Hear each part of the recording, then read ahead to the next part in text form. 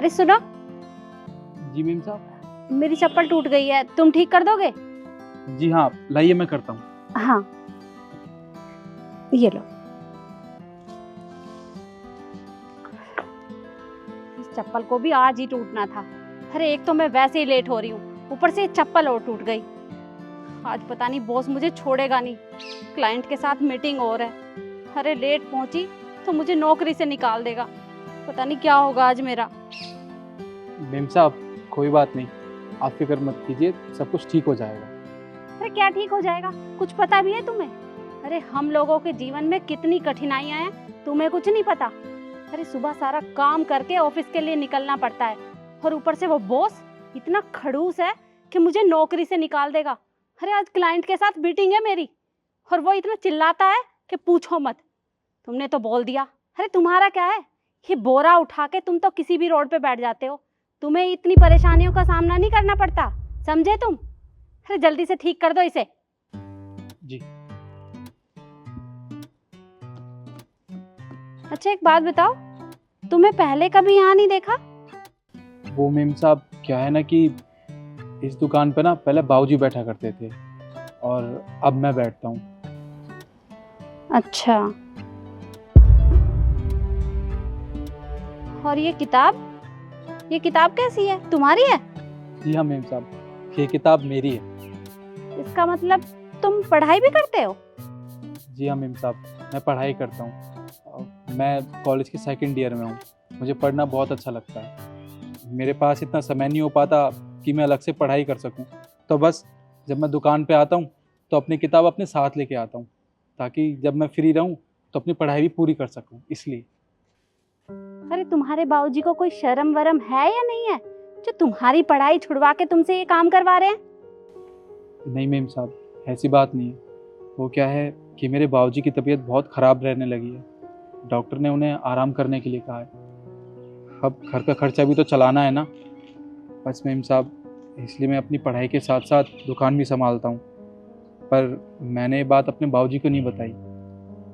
अरे पर तुम्हें उनसे झूठ बोलने की क्या जरूरत है, तुम उन्हें सच भी बता सकते हो। हाँ मेम साहब, आप ठीक कह रहे हैं। मैं अपने बाबूजी को सच बता सकता हूँ, पर मैं जानबूझ के नहीं बता रहा। क्योंकि अगर मेरे बाबूजी को ये बात पता चली कि मैं कॉलेज जाने की बजाय दुकान संभाल रहा हूँ और साथ में अपनी पढ़ाई कर रहा हूँ, तो उन्हें बहुत बुरा लगेगा।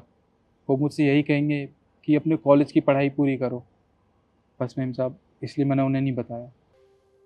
अरे वो सब तो ठीक है, पर तुम जब इस दुकान से कमा के उन्हें पैसे देते होगे तो वो तुमसे नहीं पूछते होंगे कि तुम ये पैसे कहाँ से लाए? हाँ मेम साहब, एक बार बाबूजी ने पूछा था, पर मैंने अपनी माँ को सारी सच्चाई बता रखी है।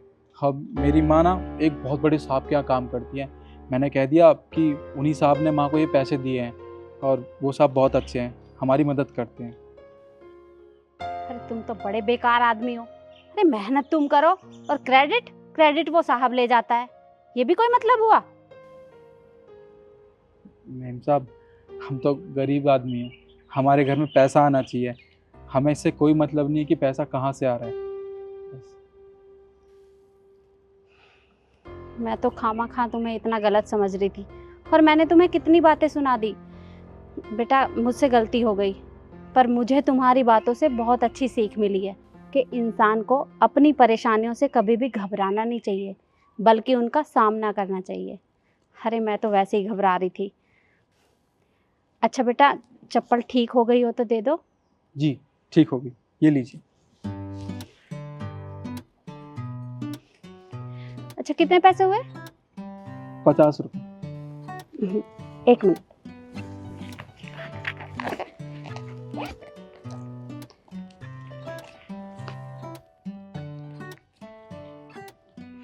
बेटा ये 1000 रुपए हैं, ये तुम रख लो। नहीं मेम साहब, इतने ज़्यादा पैसे आप मुझे क्यों दे रही हैं? मुझे बस उतने ही पैसे दे दीजिए जितने मैंने आपसे मांगे हैं, 50 रुपये। अरे अभी तुमने कहा ना कि तुम्हारे पापा बीमार हैं, तो बस इन पैसों से तुम्हारी थोड़ी मदद हो जाएगी। नहीं मेम साहब, ये पैसे मैं आपसे नहीं ले सकता। तो मेरे घर वालों ने मुझे एक सीख दी है कि हमेशा मेहनत की रोटी खानी चाहिए। तो बस मेम साहब, जितने पैसे मेरे बनते हैं आप मुझे बस उतने पैसे दे दीजिए। अच्छा ठीक है,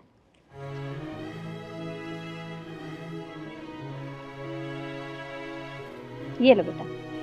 धन्यवाद मेम साहब। कोई बात नहीं। और हाँ बेटा, एक बात जरूर याद रखना कि हमेशा ऐसे ही मेहनत करना, और मैं भगवान से प्रार्थना करूँगी कि तुम पढ़ लिख के बहुत बड़े आदमी बनो। जी मेम। अच्छा बेटा, मैं चलती हूँ। जी।